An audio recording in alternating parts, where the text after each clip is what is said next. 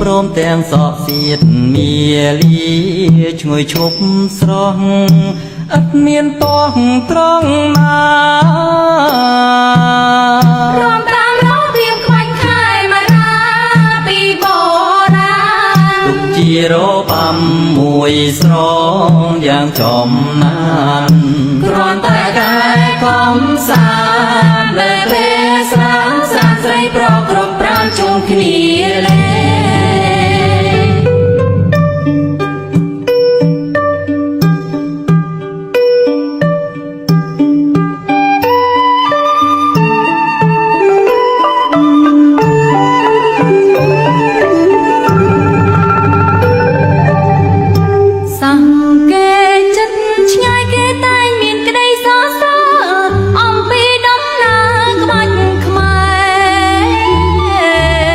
តាំងពីដើមមកសពថ្ងៃ